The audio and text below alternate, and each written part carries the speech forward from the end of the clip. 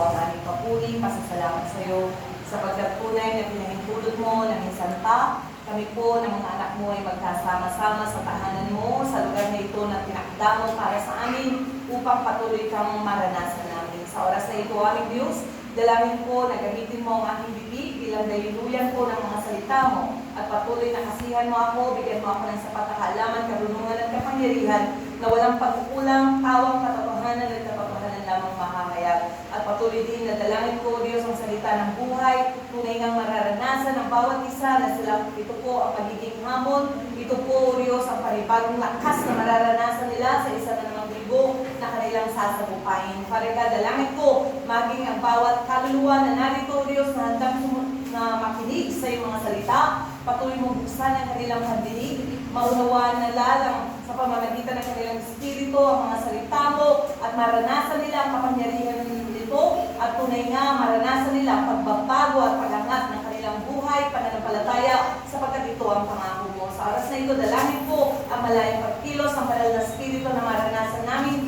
sa apat na sulok ng lugar na ito. Pinagkakatiwala po namin ang oras na ito sa pangalan ng aming Panginoon Jesus. Amen and amen. Hallelujah! Isa pa nga masarap na ngiti sa inyong mga katabi. Ngiti na lang.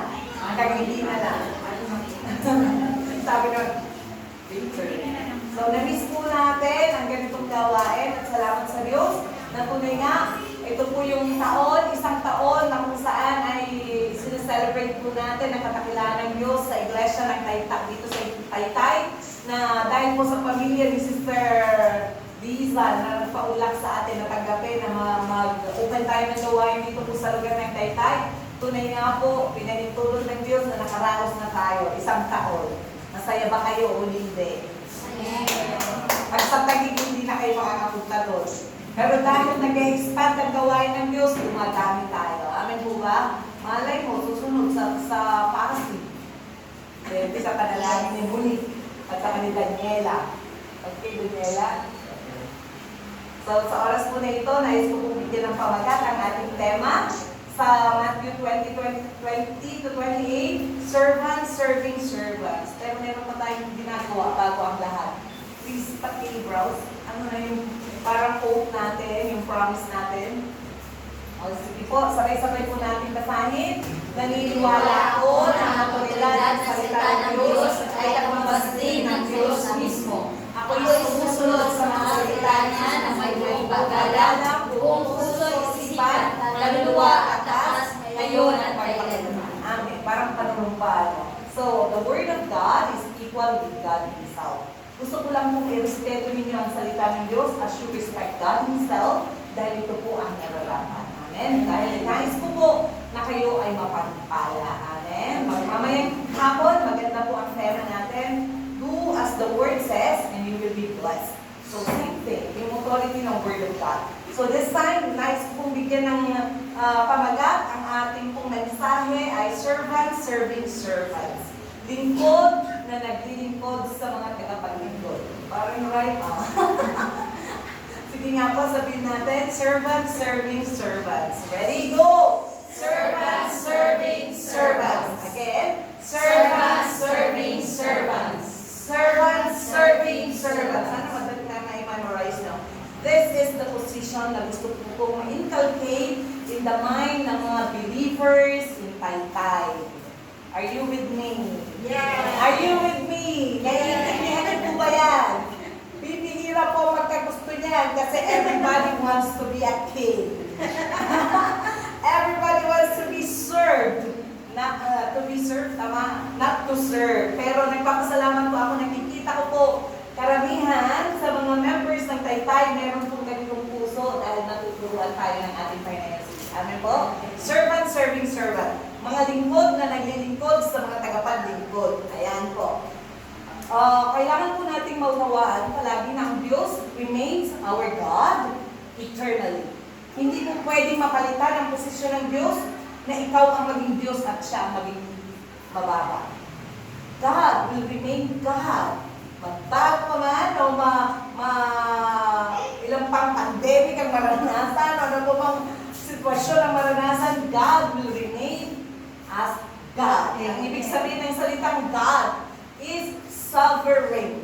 Sa Sabihin nga po natin, sovereign. Siya po ang siya ang nakahawak. Siya ang may karapatan sa pinakamataas na otoridad. Siya po ang may hawak nun. Siya ang may hawak sa pinakamataas na otoridad at pinakamataas na kapangyarihan. Amen. That is being sovereign. Amen po. Sovereignty. Pag pinag-uusapan na being sovereign, ito po ang ibig sabihin nun. Kaya tayo bilang mga nilikha ng Diyos, hindi po tayo pwedeng pumalit sa kanyang posisyon. Mananatili po na ang mga nilikha ng Diyos sa mga tao kagaya natin. As the Bible says in Philippians chapter 2 verse 7, we will remain as servants. Amen. Sabihin nga po natin na may talagang deep conviction in our heart and belief na I am a servant of God. Ready, go! I am a servant of God. I am a servant of God. I am a servant of God. Gusto ko pong ipaliwanag yung salitang servant. Meron pong servant na alipin na binabayaran at may alipin na bilang anak. Saan yung gusto sa dalawa? Alipin binabayaran o alipin bilang anak? Alipin bilang anak. Sa tingin nyo, ano yung gusto mong itapin ngayon? Yung A o yung B? Yung B. Amen po? Merong tinatawag na hired servant, but there is a servant as a child. Servant bilang anak. Sa tahanan po natin, taas nga ng mga kamay ng mga nanay na masunuri ng mga anak na naglilingkod sa inyo. Parang hindi ko pa sinasabi, alam mo na, Teacher Biza, siya lang, bakit tumawa naman yung isa? Tumawa. Tagapaglingkod. Brother lang to. Dalawa. Bakit? Tayo po bilang mga nanay, normal. At mga tatay, sa batang musmus ay sa pagkabata ng ating mga anak, sinimulan po natin na paglingkuran ng ating mga anak. Hindi tayo humingi ng sweldo sa kanila, right? Yes. Why? Kasi nga, in return, in the future, Sister Riza, we will receive rightful return. Rightful ba? Ano yun? Rightful. Pabalik dahil ibinigay po natin ang naaakmang paglilingkod sa ating mga anak, hindi bilang bayaran na ina, kundi nagpapakita tayo ng tunay na pagiging ina, naglilingkod tayo sa ating mga anak, dahil alam natin in the future, they will serve you as well. Kaya yung mga pabayang ina o pabayang ama, pagdating ng pagtanda ay mga pabayang ina, yung ina at ama, pagdating ng panahon na tumanda ng mga anak, nagkasakit si nanay, malamang hindi na napapansinin si nanay. No. The thing is, totoo po yung prinsipyo na yun. Dahil hindi marunong maglingkod itong nanay na ito at tatay, dahil alam mo yung hindi siya naging ideal parents, time will come na hindi magka-harvest si mother at saka si father. Bakit? Hindi niya pinaglingkuran ng kanyang anak. Sino ang pinaglingkuran ng anak? Sino nag-alaga dun sa bata niyo nung baby siya? Ano? Kaya nga, yung pag-aalaga na binibigay po natin sa ating mga anak, ay pagpapakita po yun ng responsibilidad natin bilang mga magulang, inaalagaan, nag-serve tayo for them, but later in return, they will pay us back. It's normal. It's normal. Amen po? Yes. Ma-realize nila yun. At sila din, sa next generation naman nila, gagawin din nila na paglilingkuran ng kanilang mga anak. Amen? But I want you to understand again, we are not serving as hired people, we are serving as children of God. Amen po? Ang pagsilbi po o pagiging alipin ay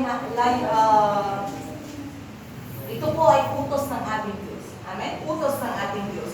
Pakibuksan po natin ang ating mga Biblia sa Philippians or Mark chapter 10, 42 to 44. Marcos 10, 42 to 44.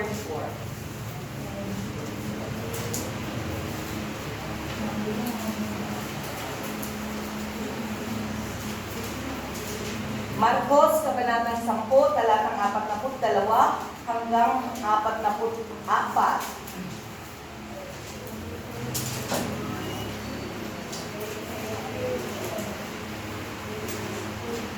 Sige po, sabay-sabay natin basahin. Kaya pinalapit sila ni Jesus at sinabi, Alam ninyo na mga itinuturing na pinuno ng mga hentil ang siyang namumuno sa kanila at ang mga dinadakila ang siyang nagsusunod. Ngunit, hindi ganyan ang dapat uhiral sa inyo. Sa halip, ang sino mang sa inyo na nais maging dakila ay dapat maging lingkod ninyo. At ang sino mang nais maging pinuno ay dapat maging alipin ng lahat. Sapagkat ang anak ng tao ay naparito hindi upang paglingkuran, kundi upang maglingkod at upang mag-alay ng kanyang buhay para sa ikatutubos ng marami. Ito po ay utos at salita ng ating Panginoon Jesus. Kaya sa prinsipyo po ng mundo about leadership and about servanthood, napakalaki ng diferensya. Dahil sa leader, ang leader sa prinsipyo ng mundo is the one who rule, the one who control, the one who dictate. But here, sa itinuturo ng ating Panginoon Jesus, if you want to be a leader, you must learn to serve first. Tama po? Yes. Yun yung mindset na itinuturo niya na kaya po nating maglingkod sa iba.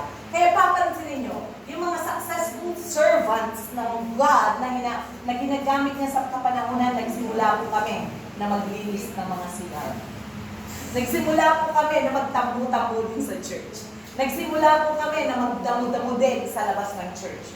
Di ko alam kung may servant ng Diyos na ginagamit ngayon na nagsimula na nakalikwatro agad. Ibig sabihin, gano'n na. Totoo! Marirealize mo lang paano ng pagkabata. Pupunta sa simbahan, maggagamas, maglilinis ng kubeta, at talaga naman kung ano ang gagawin namin doon, mag-aagib-agib, lahat ng pinaka-dirty work na pwedeng gawin, nagawa ng mga lingkod na ginagamit ng Diyos ngayon successfully. I remember Dr. Tidong Kim, yung patotoo niya, hindi po siya marunong mag-computer. Hindi siya marunong, yung ginagamit natin ngayon na mga ganyan, na gadgets. But how God used him, ay nakita po natin yung kanyang servant attitude na gusto niyang magsilbi sa iba. Gusto ko po kayong bigyan ng mga halimbawa na tunay po na very practical to learn from their lives, na matututo po tayo dito. Yung pong presidente o prime minister ng Singapore. Dati po ang Singapore ay isa sila sa Malaysia. Pero nahati, right? Ang Singapore, very small country, pero giant siya. Pag sinabing giant country, isa siyang pinakamayaman, higanteng bansa, na ibig sabihin kasama siya sa G12, right? Giant country. Pero ano po ba ang naging sikreto ng bansang Singapore kung paano po inangat ito nang umangat ang kanilang ekonomiya at nakilala sila sa buong bansa ay dahil sa kanilang namumuno na merong ganitong klase ng servant attitude. Alam niyo po ba na nagpursue siya sa pagiging isang minister, prime minister ng bansang ito, ng bansang Singapore, hindi para for the sake of the position, but for the sake to serve his people very well. At yun nga po, alam po natin na mas angat ang buhay ng mga Pilipino during that time because 1960, yung panahon po ng ating Presidente Marcos, ni Apo Marcos, sabi namin sa mga Ilocano, Apo Marcos ang tawag namin ni Apo Marcos. Talaga pong kinikilala ang bansang Pilipinas na one of the richest country in Asia, right? Pero based sa mga research ng maraming mga gagaling sa mga leadership, ito po yung napansin nila na issue. Hindi po ako kay Marcos, dahil Ilocano ako, di syempre, Ilocano rin si Marcos. Ito po yung sinasabi nila, di o mano, na dahil po, ang ating pong Presidente Marcos wants to reign, to rule, yun yung kanilang discernment, yun ang kanilang sinasabi sa mga libro. Kaya bakit nag-downfall ang Philippines is because of the fame and position na hinahigyan. But that Singapore na leader ay iba para paglingkuran ang mga taong bayan na dumaranas ng slavery, dumaranas ng matinding kahirapan, matinding yung mga things na nagdudulot ng kahirapan doon sa kanilang bansa. Kaya yun ang desire ng kanyang puso. He seek to serve, hindi para sa isang posisyon.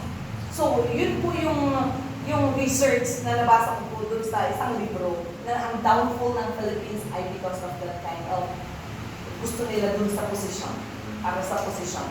But let's learn na to the other side ng Singapore na pipiliin po natin maglingkod upang patuloy naman na iangat. Tama ang ating, hindi lang tayo na naglilingkod, kundi maging ang mga tao na pinaglilingkuran din natin iaangat ng Diyos ang kanilang sitwasyon. Amen po. And that is just a physical example, pero ang example na konkreto na nais ko pong ihayag sa inyo ay ang halimbawa na ipinakita ng ating Panginoon Jesus. Paano po ba ipinakita ng ating Panginoon Jesus ang ganitong klase ng servant attitude? Ay dun po sa Philippians chapter 2, verse 5 to 11. Basahin po natin, Philippians, one of our favorite verses, passages in the Bible, Pilipos, kabanatang 2, talatang 5 hanggang 11. Pilipos 2, 5 hanggang 11. Sabi dito, naway magkaroon kayo ng kaisipan na tulad ng kay Jesucristo. Kahit siya'y likas na tuna at tunay na Diyos, hindi niya ipinagpilitang manatiling kapantay ng Diyos. Sa halip, kusa niyang hinubad ang pagiging kapantay ng Diyos at naging katulad ng isang alipin.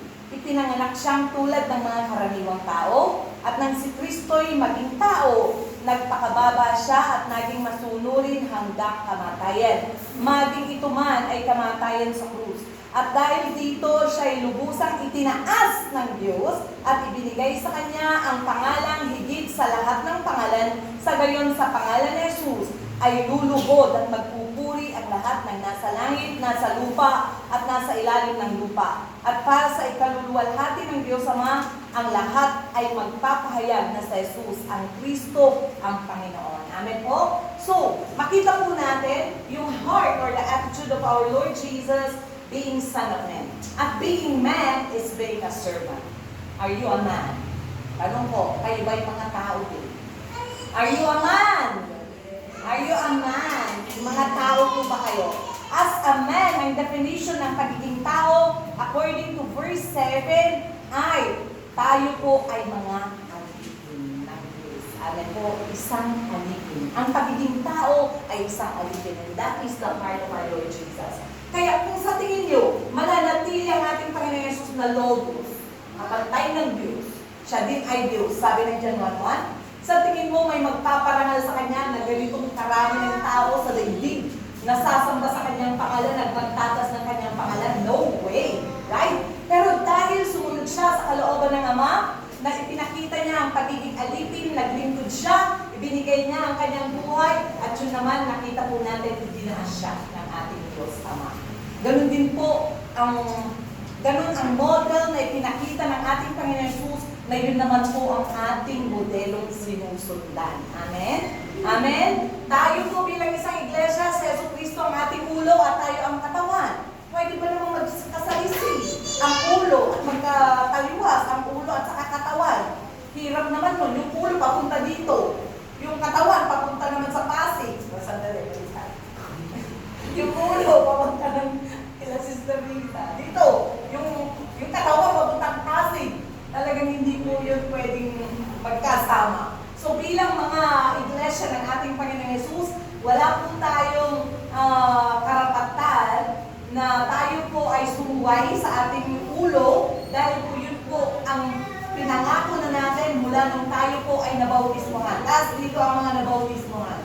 Pag sinabi mong nagbautismohan ka, patay ka na sa yung pagkatao na una at tayo po nabubuhay na tayo para sa ating Panginoon Jesus. Tama po ba? Baka nakakalimutan nyo na yun Kaya hindi tayo pwedeng sumaliwa at matitir, mahahati tayo at may mamamatay talaga. May mamamatay. So this is the very principle in the Bible na itinuro ng ating Panginoon Jesus. If you want to be great, learn to serve first. Sabihin niya po natin, serve first. Serve first. Serve first. Maglingkod muna tayo. Maging alipin muna tayo ng Diyos. Alipin muna tayo, maglingkod muna tayo sa iba. Maglingkod tayo sa iglesia. Amen po ba? And the Bible said, if you know how to serve, natuto ka maglingkod, soon, God will raise you and you will be great. Hindi na natin na naisip. Ito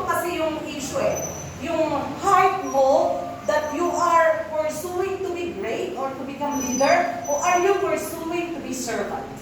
Yung issue Anong pinapursue mo? We must avoid greatness. Ito po yung prinsipyo ng Bible I-avoid natin na maging fame, maging great, maging leader. But we must pursue, naisin natin maglingkod at makapaglingkod. Amen po ba? This is the part ng ating Panginoon Jesus na sinusundan natin. Second, the principle na sinasabi ng Bible, if you want to be the first, you must be. Sagdagan nyo if you want to be the first, ibig sabihin, kung ikaw gusto mo mamuna, you must be the last. The Bible said, you must be the last. Lagi mong i-pursue yung huli para ikaw ang iuuna. Paano mo maging matalino? Sa larangan ng Biblia, sinasabi niya, pag gusto mo na malaman mo pa ang mga bagay na talagang ma-attain mo yung the highest knowledge na sinasabi ng Bible, you must say to yourself, hindi ko pa kasi ako. Pero isa, alam ko na lahat. May matututunan pa ko yung nagsasabi ng gano'n. Alam ko na lahat. Wala ka na talaga. Meaning, sabi, if you want to know things, sabi, you must say, you don't know it. Diba? I-accept mo sa sarili mo. Ganun po yung mga principle ng Bible. Then if you want to have life, give away your life. Ano mang buhay na meron ka ngayon, give it away. Yun yung po yung mga principle ng ating Panginoon Jesus sa Biblia, na if you want to find the true life, you give away your life in this world. Tama po? Nakikita niyo yung mga prinsipyo niya? Ano pa? If you want to receive multiple, thousandfold, you must learn to give. Principle ba sa Bible yun? Of course. Kaya kung tinuturuan tayo, all the things na itinuturo ng ating Panginoon Jesus ay bagay po na sa ikabubuti ng ating mga sitwasyon. Amen po, bilang mga tagapaglingkod sa Kanya. Now, ano ba ang langit? Ang langit po, the glorious heaven belongs to those who have that servant attitude. Kagaya ng ating Panginoon Jesus. Amen po ba? Buksan po natin ang ating mga Biblia. May mga story in the Bible na gusto ko po i-share sa inyo.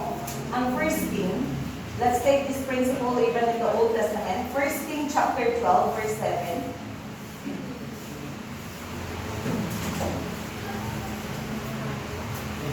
First King, unang hari, kabanatang 12, talatang 7.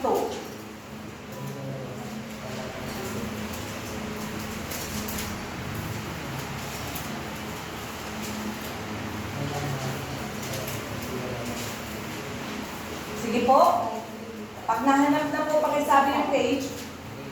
First King chapter 12, verse 7.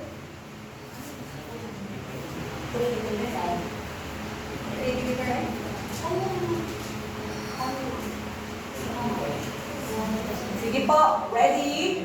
7, at ganito ang sabi sa kanya ng matatanda, kapag pinagbigyan ninyo ang kanilang kahilingan at pinakita ninyong handa kayong maglingkod sa kanila, kapag sila yung pinakitang mabuti, pinakitungong mabuti, maglilingkod sila sa inyo habang panahon. 8, ngunit pinaliwala ni Rehoboam ang payo ng matatanda. Sa halip, nagtanong siya sa mga kababata niya at ngayon naglilingkod sa kanya. Ano ang dapat kong sagot sa mga taong humihiling ng pag-aanin ko ang pasaning itinataw sa kanila ng aking ama? Ganito naman ang payo nila, sabihin mo sa kanila na ang iyong ama ay naging mahina, daragdagan mo pa ba ang paghirap na kanyang pinapasan sa kanila? At kung sila'y nilagupit niya ng latigo, hahagutin mo naman sila ng mga panghampas na may tinik na bakal. And so on and so forth. This is the story ng paghahati ng Israel sa northern part and southern part ng Israel. Ang northern part, naging 10 na tribo, at ang southern part sa baba, 2 tribo na lang natira. Two tribe. Now po, ang sitwasyon na nangyari po dito, makikita po natin na paano ba na itong isang anak ni Solomon na maghahari sa susunod na henerasyon.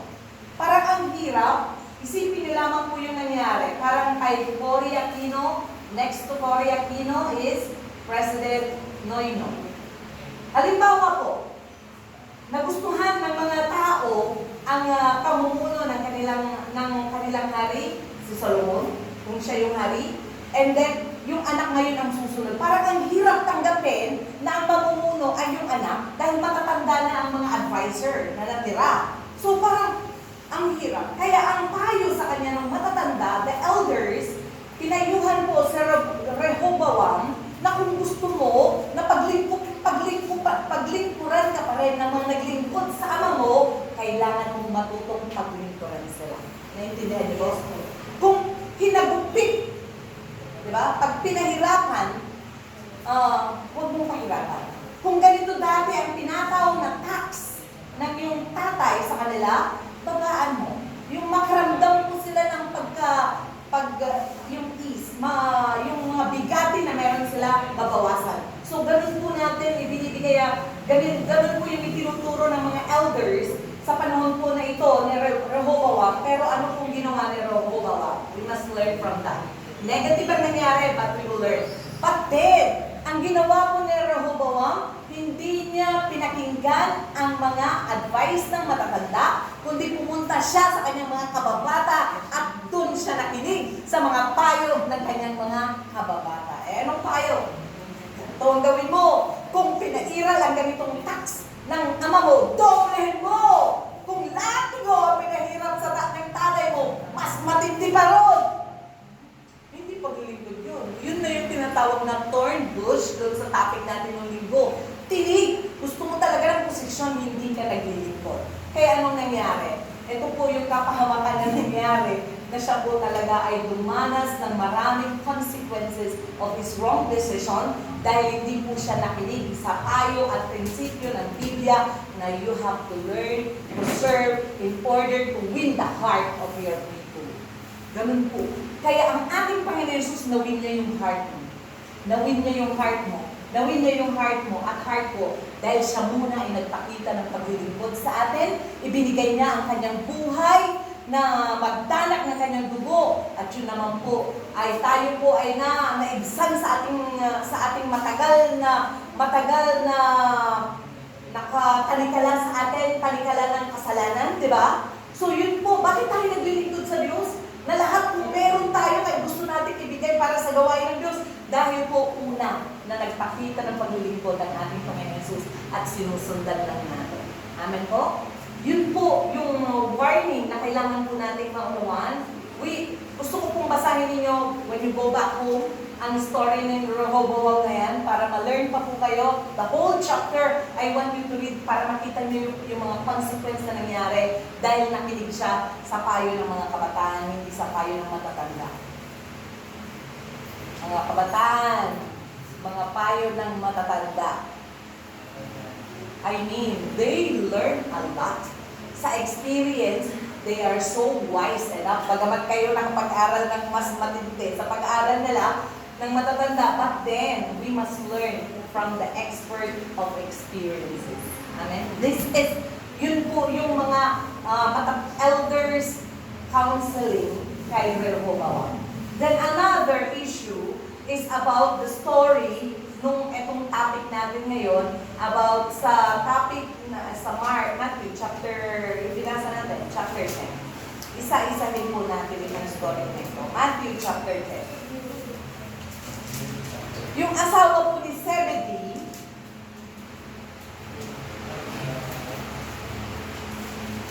dito sa topic naman na ito, anong mapapansin niyo? Anong dinidesire nung asawa po ni Zebedee sa dalawang anak niya? Anong pinupursue? Anong ninanais nung asawa po ni Zebedeo sa topic natin ngayon about sa dalawang anak niya? Amen? Tama yun? Matthew chapter 20. Matthew chapter 20. Balikan natin. Anong pinupursue? Panginoon Jesus, sabi niya, lumapit kay Jesus, ang asawa ni Zebedeo. Si Mrs. Zebedeo, kasama ang kanyang dalawang anak, lumapit at lumuhod na may pakikiusap sa ating Panginoon Jesus na sabi niya, kapag naghahari na po kayo, Panginoon, paupuin ninyo sa inyong tabi ang dalawang anak. Isa sa kanan at isa sa kaliwa. Sino ba naman sa balat ng lupa na ito na hindi nagnanais ng posisyon? Alam po natin kung gaano authoritative ang posisyon, na when you are in the position, anong mangyayari? You can get all what you want. So, bakit tayo lumalapit sa mga nasa otoridad at nasa kapangyarihan? Dahil alam natin kung ano ang resulta ng isang nasa posisyon. At yun po ang nais ng isang ina na ito, na Panginoon, pag naghahari ka na po, alalahanin mo naman yung dalawang anak ko, paupuin mo naman sa kanan mo at nasa kaliwa. Sa kaliwa at isa sa kanan. Pero anong tugon ng ating Panginoon Yesus? Sabi niya, hindi ninyo nalalaman ang inyong hinihingi. Hindi mo naiintindihan ang inyong hinihingi. Dahil, sabi niya, maiinom ba ninyo ang kopa na malapit ko ng inumin? Alam niyo po ba ang salitang kopa? The cup of suffering. Gusto ng marami, posisyon agad, pero hindi sila nagsimula sa isang suffering, sa isang proseso ng paghihirap. Yung sabihan natin, beyond or doon sa storya ng mga successful na mga tao ngayon, marami po silang pinagdaanan ng hirap. Are you with me? Yes. Kaya pag ang mga anak ngayon ay puro hayahay, I don't know kung anong magiging future nila. Kaya talagang hirap din yung kalooban ko, na talagang, dati kasi talagang kaya kong disiplinahin, na bigyan ng trabaho yung dalawang anak ko na maghugas ng plato ng umaga at maghugas ng plato yung isa ng hapon. Ako na maghuhugas sa tanghali. Kasi ako na nagluto, ako pag namalengke, ako pa rin maghuhugas. Parang too much, di ba? Too much burden. Kaya yung ama nila kahapon ay hindi na tama. Laro na lang kayo ng laro. Pagdating nyo sa bahay, kasi po sa subdivision, masarap, meron silang mga youth gathering doon na may trainer sila na varsity player, dalawa. Ang gagaling na talaga, magagaling na silang mag-volleyball kasi dalawang varsity player nag-train. Pagdating sa bahay, dilata kasi pagod na pagod. Ay, so kahit magsandok man lang ng kanin para ilagay sa table, ayaw pa nila kasi nga, mother pa rin. Pero nakarealize yung ama nila, mula bukas, ito na ngayon ang bagong new normal. New normal na. Kasi dati nang pinagawa ko yun eh. Ngayon, the new normal na pinapatupad, maghuhugas ulit kayo. Kasi nga, nakahilata na lang yung isa at pagod na pagod dahil nga ilang oras na nag-play sila ng volleyball with his friend doon sa mga subdivision. Bagay po na kinagalap ng puso ko dahil yun po, kailangan pong matuto itong mga anak natin that they have also to learn little by little yung mga bagay na yun na parte naman ng buhay nila hanggang sa kanilang kamatayan. Pwede ba hindi ka nakakain bukas? Kumain ka na lang ng kumain maghapon ngayon at bukas di ka nakakain? Hindi naman eh. Araw-araw naman natin kakaharapin ang paghuhugas ng plato. Araw-araw naman natin kakaharapin ang pagluluto. Eh kung hindi sila natutong magluto, tumingin ka sa akin, makuha ka sa mata. Ay, hindi ka natutong magluto! Ano sasabihin mo? Pastora, mag-aasawa ko ng mayaman para sa Jollibee ang mag-breakfast. Chowking naman ang lunch at McDonald's naman ang dinner. Oh, diba? Yun ang mga tirada ngayon ng mga millennials eh. Paano na yan? May boardmate talaga ako. Hindi ka marunong magluto. Ako naluluto ng luto. Sabi ko, paano ako mag-aasawa dyan? Sabi ko, may taga-vegan na akong naging boardmate. Hindi siya marunong magluto. Kaya nag-aaral ako eh. Magsi-CPA ako para makapag-asawa ako ng mayaman. Kakain na lang kami sa restaurant. Asawa naman kaya puro restaurant? Iba pa rin naman ang luto sa bahay. Wala pa rin sasarap yung isa luto ng bahay. Kaya sabi, pag hindi matuto tong anak natin na magluto, paano na wala na si ina at wala na si ama?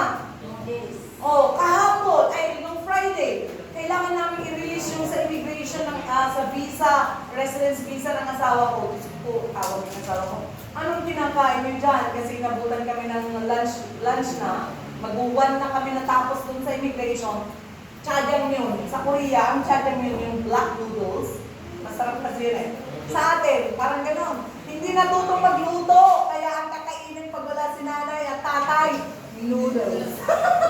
Instant noodles. Kailan ba pag nagkaapon si nanay mo, nagkaanak ka, noodles pa rin kakainin mo at pritong itlog.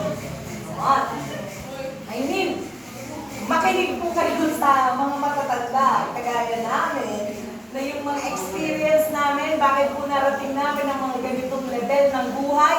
Marami po kamong pawis, maraming pagsusunod ng kilay, tama? Marami pong mga pinagdaanan, naging working student kami, rumabaho sa mga bukid, nangahoy sa bundok, ano pa? Natuto po kaming mangisda, kaya ngayon, saan nyo man kami sa Ilocano ipalapal, saan nyo man po kami ipaliparin, kaya namin mabuhay. Iniisip natin ngayon yung mga next generation. Kasi kinamumulihan nyo yung bagay na ito na itinuturo ng ating mga Panginoon. But now, let us all be awakened. Sabi mo sa katabi mo, gumising ka bro. Gumising ka bro. Gumising ka girl. Gumising ka kapatid. Kailangan natin gumising. Ang itinuturo ng ating Panginoon Jesus ay hindi lang para sa Kanya, kundi para sa iyo. How to sustain your life in this world? You must, if you want to be great, then learn this principle. You must serve first.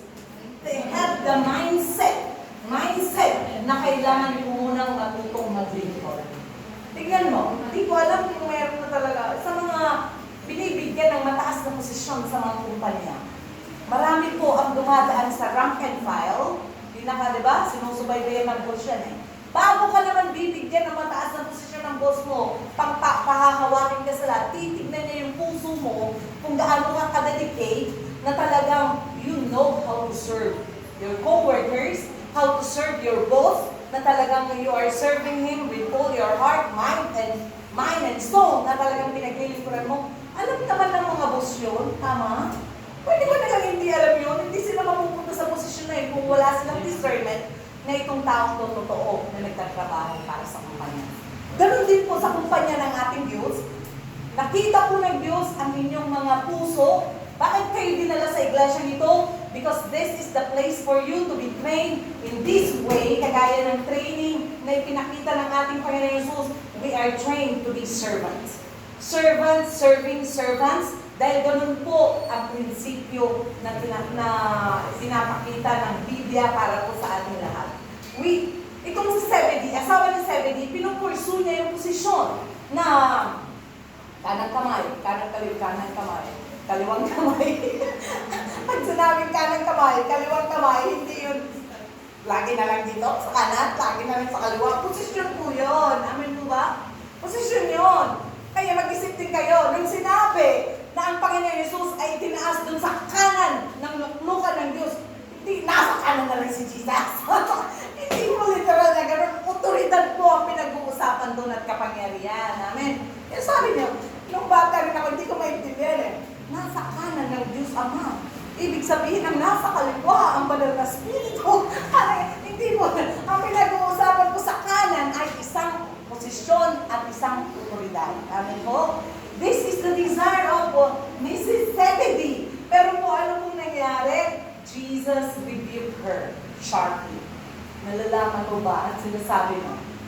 Kung kaya mong gawin, kaya nilang gawin itong dalawang anak mo na ito na to take the suffering, and that suffering is process of death.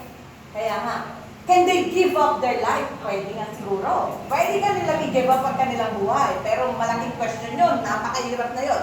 But then, ang sunod na sagot ng ating Panginoon Jesus, wala sa ating discretion, wala sa ating pagpapasya, kundi nasa pagpapasya ng aking Ama kung sila ay maaari niyang ipaupo. Ibig sabihin na mapaupo sa isang VIP na posisyon ng isang nagtataglay ng otoridad at kapangyarihan. Alam niyo ba ang sinasabi ng Bible sa Corinthians na tayo po bilang mananampalataya, we will judge angels? You will judge angels. Sora, parang amazing naman yan ah. You will judge angel. Kung ikaw ay totoo na nakakaunawa ng iyong otoridad at kapangyarihan bilang pinapaging anak ng Diyos, you as child of God will judge angels. But sa unbeliever, sino mag-judge? Of course God, pero gagamitin niya ang angel to bring you to the hell.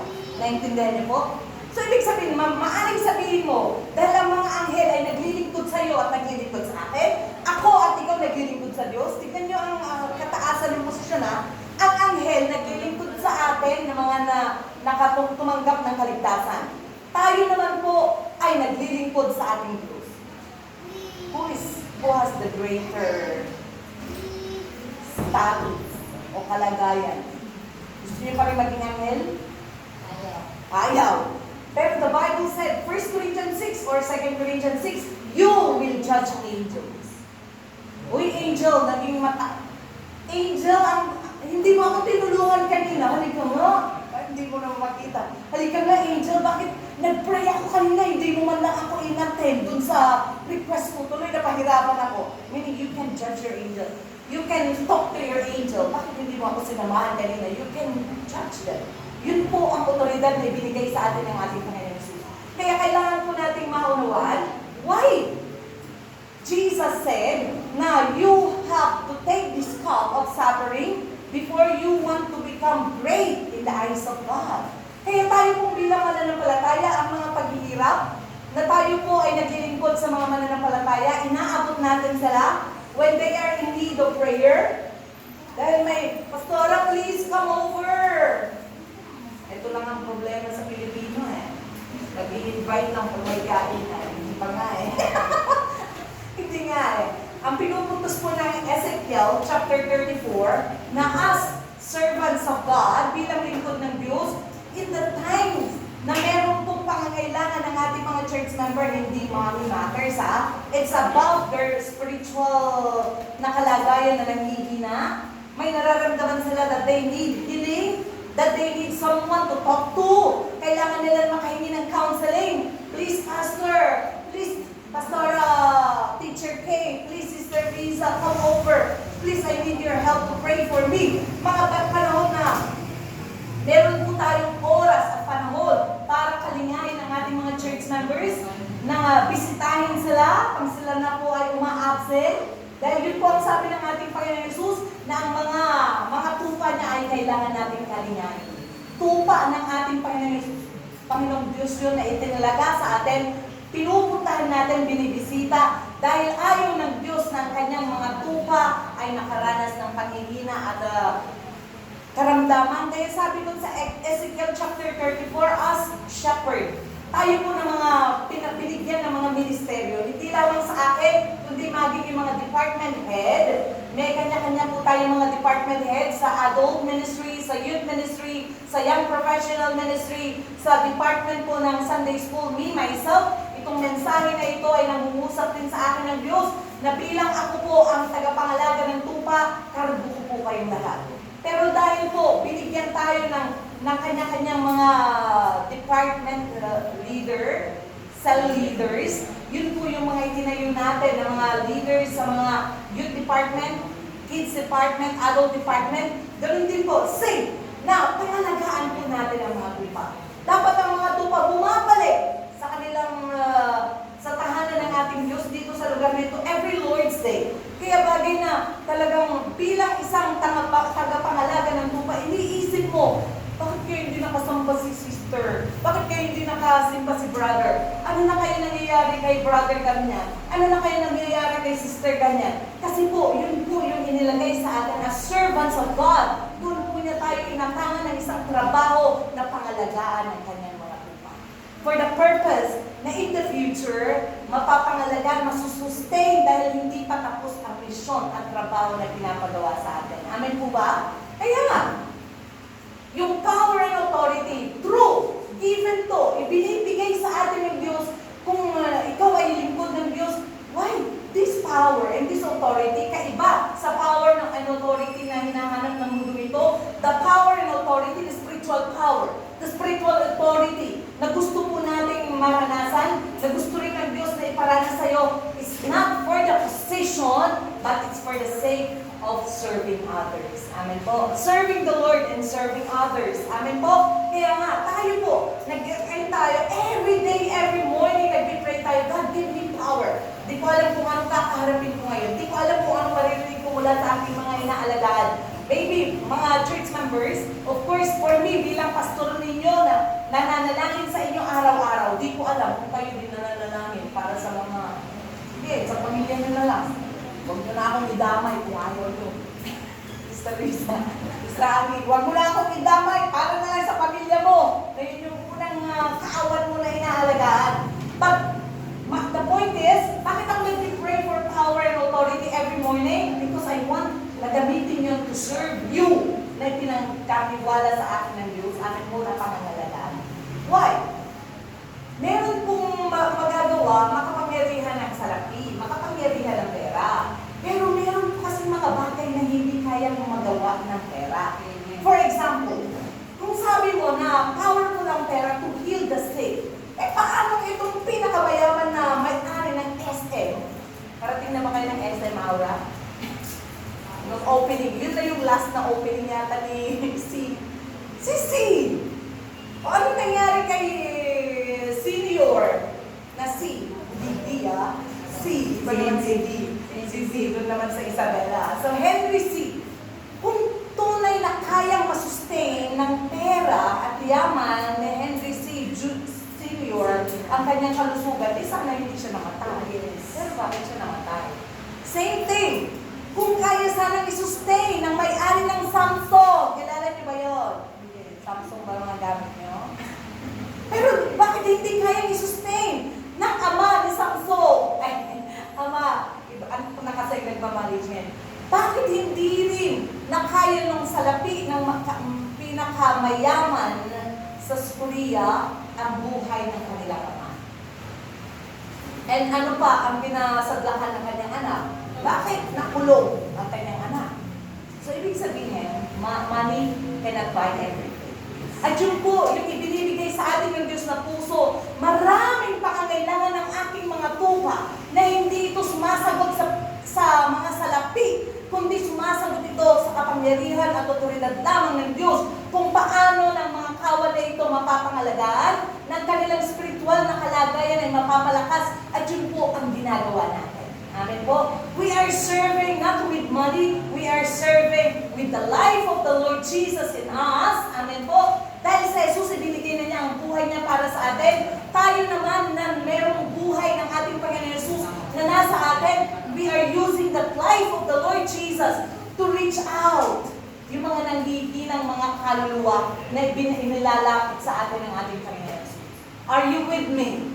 Naririnig niyo po ba ako, mga kapatid? Yes. Naririnig niyo po ba ako? Marami. Kaya nga naaalala ko si Sister Ai, na kapatid po ng sister na ito. Sabi ko, Sister Ai, bago siya umalis noon, sinabi ko na when you go to other country, it's not about money, it must be about mission.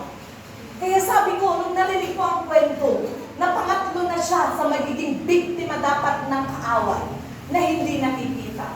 Mas malaking kaaway kaysa yung mikrobyo, yung virus na corona na yan.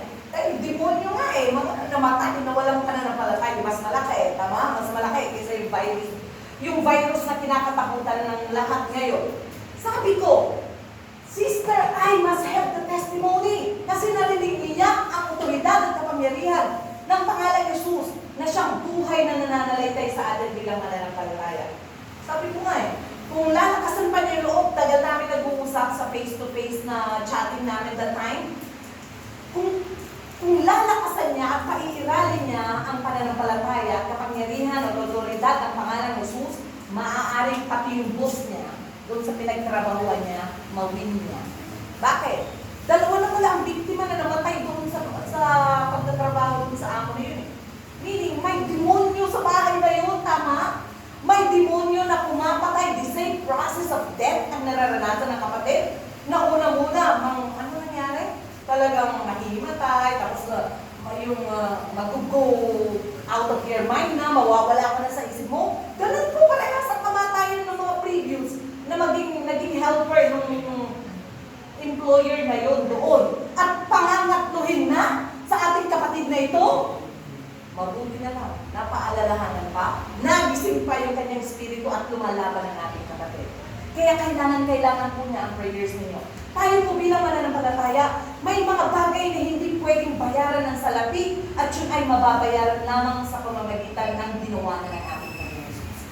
Yung buhay na nandun sa ating ngayon na buhay ng ating Panginoon Jesus, bakit pa kaya na natin umabot ng mga tao? Hindi ko sinasabi na kapag kayo po ay nanalig sa ating Panginoon Jesus, hindi na kayo masasadlak sa mga problema. Marami, pero hindi ibig sabihin na we as servant of the Lord, servant of God, puro pansarili mo, hindi na eh.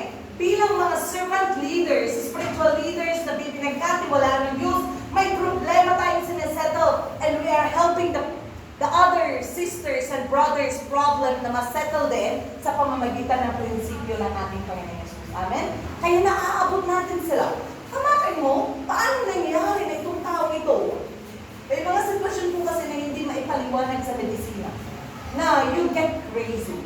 Paano ba nagiging crazy ang isang tao? Di ba nag-start? Na-depress. Di ba? Na-depress.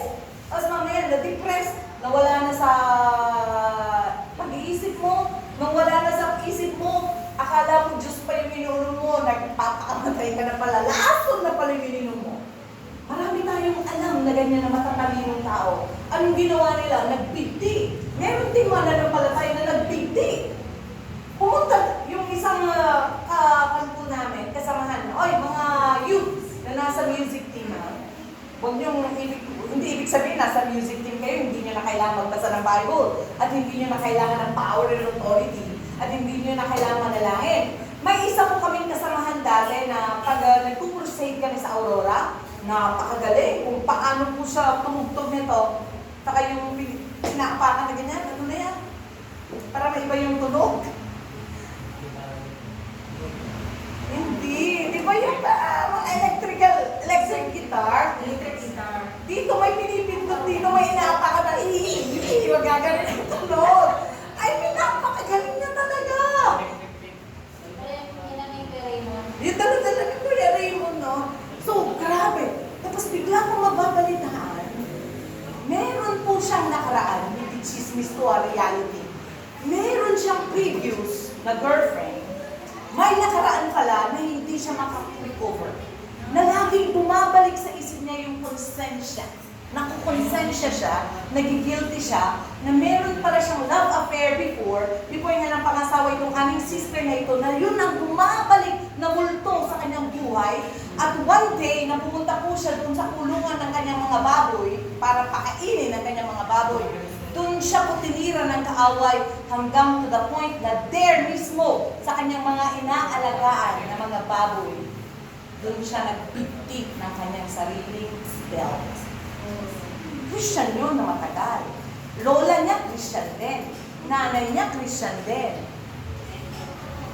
So, ibig sabihin, huwag niyong i-expect na kayo na mananampalataya, hayahay na ang buhay.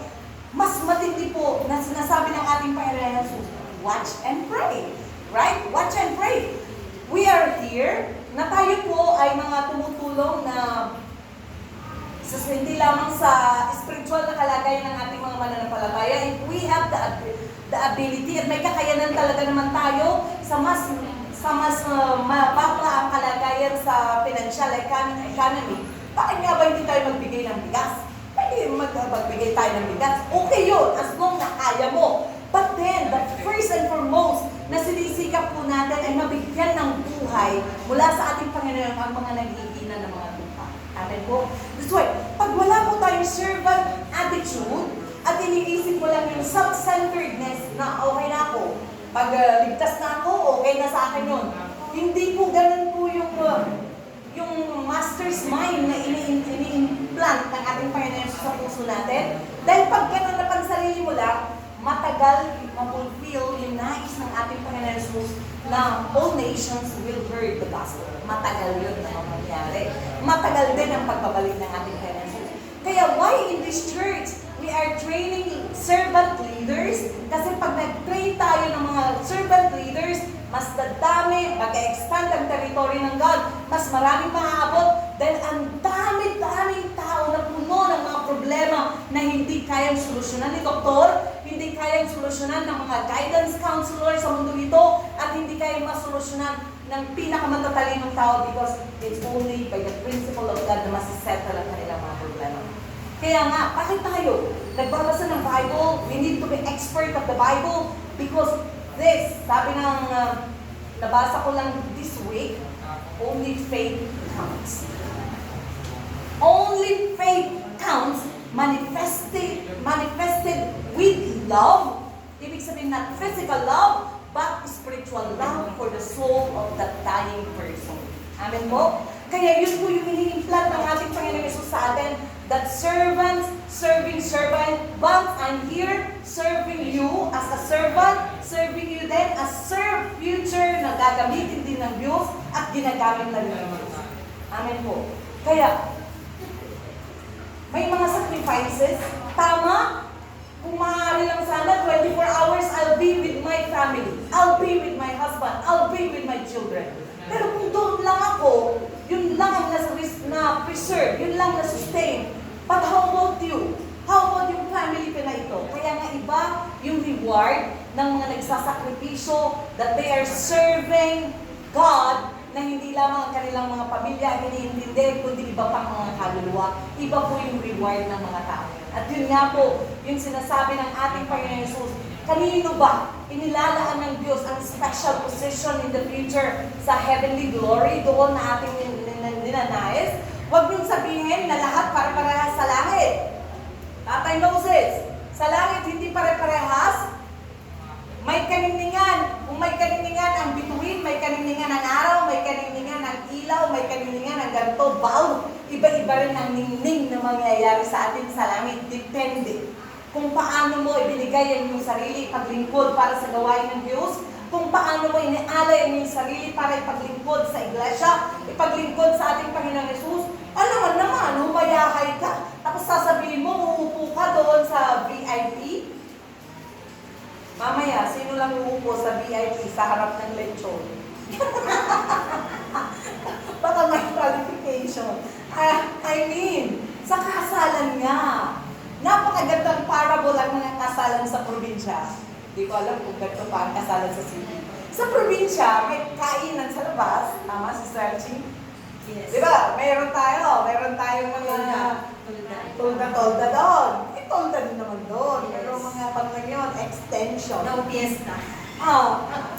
Pero, yung mga nakadamit ng magaganda, yung mga abay, yung mga ninong, mga ninang, mga immediate family ng ikinasal, saan ba sila uupo?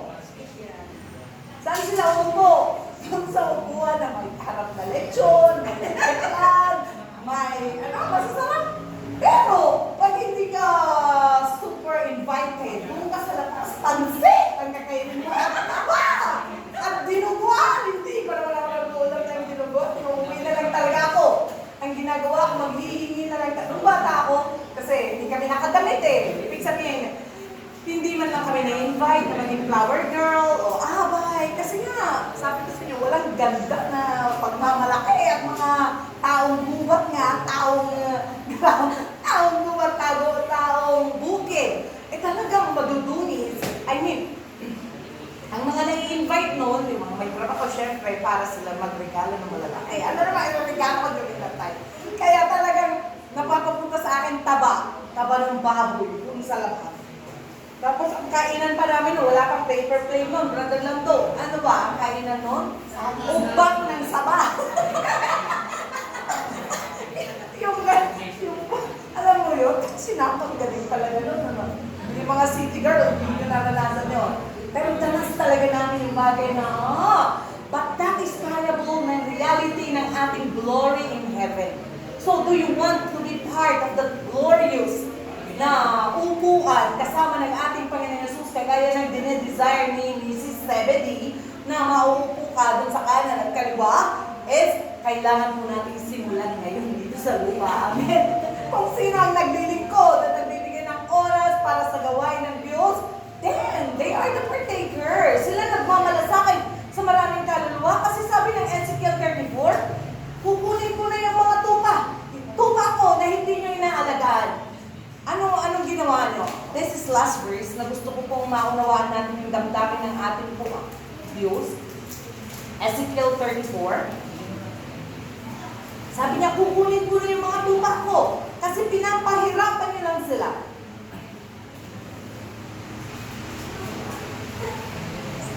Ezekiel 34.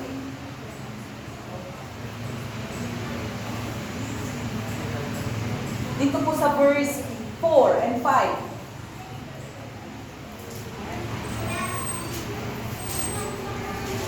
Sabi po ng Ezekiel 34 verse 1 hanggang 6, sinabi sa akin ni Yahweh, Ezekiel, anak ng tao, magpahayag ka laban sa mga pinuno ng Israel. Ito po yung pinahayag ng Diyos kay Ezekiel na sabihin sa mga leader ng Israel. Sabihin mo, gumamit po siya ng parable. Sabihin mo, pinapasabi ko, nakatakda na ang parusa sa inyong mga pinuno ng Israel. Sarili lamang ninyo ang inyong iniintindi. O, kita mo? Walang servant attitude to eh. Sarili nyo lang ang inyong iniintindi. Sabi niya dito. At hindi ang mga tupa.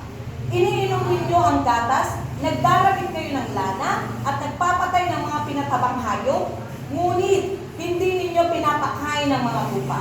Bakit hindi ninyo pinapalakas ang mahihina at ginagamot ang mga may sakit? Nihilihilot ang mga pilay. Bakit hindi ninyo hinahanap ang mga nawawala? Ni binabalik ang mga nalalayo. Sa halip ay ginagamitan ninyo sila ng kamay na bakal. Sila'y nangangalap at nilalapa ng mababangis na mga hayop sapagkat ang mga ito'y walang pastol. Ang mga tupa ko'y nagkalat sa mga bundok, burol at sa lahat ng panig ng daigdig, ngunit walang ibang humahanap sa kanila. This is parabolic ang ginamit, but this is reality in our present time. Sarili lang ninyo ang inyong minatupa. Hindi nyo man lang inaalala ang aking mga tupa, sabi ng Diyos sa mga leader ng Israel. Kaya nga, it's not about the position, but it's about urging. Naghahanap tayo, or yung nais ng ating Panginoon Jesus na maranasan po natin, that kind of servant heart, humahanap tayo ng mga kaluluwa pa na wala pa doon sa pastulan, or nasa pastulan pero nanghihina, at dinadala natin sila. Ito po ang nais ng ating Panginoon Jesus sa amin. Kaya nga, yes, hindi ko sinasabing huminto kayo sa inyong mga business. Hindi ko sinasabing huminto kayo sa mga profession nyo. Use your profession, use your business for this matter to save what was lost. Kung ano po, who are the lost? Marami pa po ang mga tao dyan, marami pa po na mga kawan ng ating Panginoon Jesus na hindi pa talaga nakakaranas ng tunay na kalayaan. And we are here in this time, dito sa Iglesia ng Taytay. I hope mabilis po, rapid ang paglago ng Iglesia nito kung we will raise servant leaders na totoong may puso kagaya ng ating Panginoon Jesus sa amin, na kayang ibigay ang kanyang sarili, ipaglingkod para sa marami. Amen po ba? Are you with me? And this is the heart na gusto ko pong implant. Not brutal. Not, ano yung sabi kanina, hindi po tayo dapat maging brutal, kundi yung naipapakita po natin the true love and concern for the soul of others. Amen po? Kasama na rin doon ang pamilya natin na hindi naman mawala sa tupa ng ating Panginoon Jesus. Amen po ba? So this is the word na gusto ko po na i-inculcate, na nais po iparating sa atin ng ating Diyos. Sama-sama po tayo to be the servant serving servants. Amen? When we are serving others, iniisip natin, dadating ang panahon, this person, his soul will be like me. Na siya din mga ngalagan ng maraming tupa. Kaya as parents, we are investing our time, money for our children because they will be your reflection. They will be your reflection. Sila din naman mga ngalaga ng mga apo mo in the future. The same or mas matindi pa sa pag-aalaga ginawa mo kasi naranasan nilang mapagbibiguran din. Amin po ba? Kaya hindi bigatin ang magiging nanay at tatay. Hindi burden. This is our duty as parents.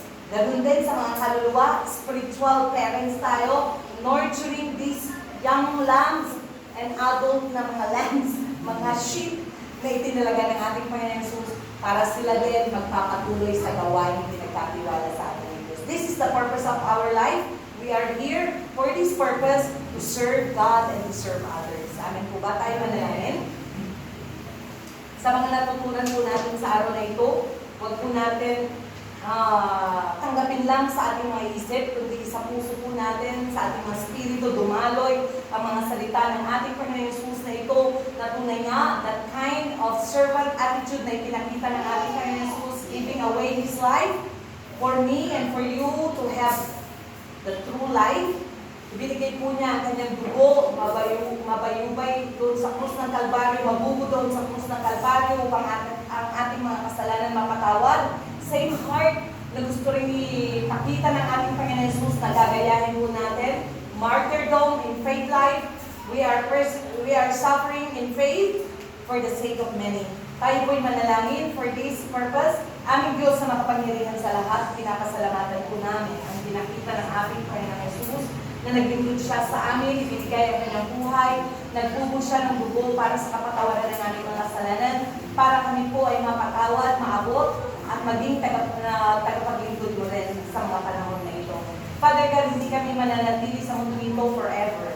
Meron pong hangganan ng aming mga buhay, kaya nga po, in this contemporary time, itinalaga mo kami, Father God, upang umayo, magkaroon ng mga disipulo, tagasunod ng aming Panginoon Jesus, at dadating ang panahon, Father God, mawawala na kami sa mundo nito, subalit ang aming mga susunod na mga salinlahi, sila po ang magpapatuloy, sila na nagdisipulo namin ngayon, sila po ang magpapatuloy ng iyong gawain.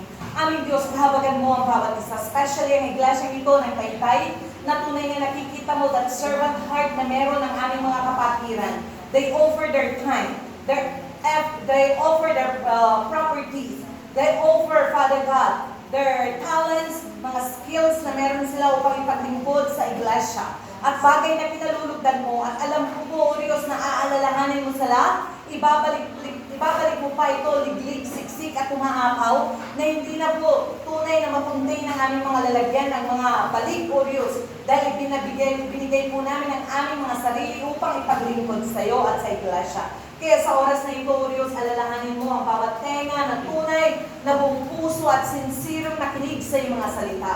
Hayaan mo, O Diyos, na maging hamon ang mga salitang tinanggap nila, na magkaroon mo sila ng burden para sa mga kaluluwa, sa mga tupa, O Diyos, na magiging future servant din in the future. And I'm praying, Father God, na hindi ko masayang ang oras na ito, sandali na ito ng aming pagkakatipon-tipon, kundi ito po ay panahon na na-flip, napapaunlad ang aming spiritual na kalagayan, napapalakas, napapaalalahanan kami na ang totoong dahilan kung bakit kami naririto is to manifest this kind of servant attitude kagaya ng aming Panginoon Jesus na nagpapasakop sa iyo, sumusunod sa kalooban mo, at ito nga po ang kalooban mo na maalagaan ang mga tupa na ipinagkatiwala mo sa amin. Salamat po aming Diyos, at tunay na dalangin po, Diyos, patuloy mong ilagay sa bawat isa ang kagalakan as they serve you, Father God, as they serve servants, as they serve others, Father God, nandun nga po, pag umapawi mo ang kagalakan sa puso ng bawat isa. Thank you, Father.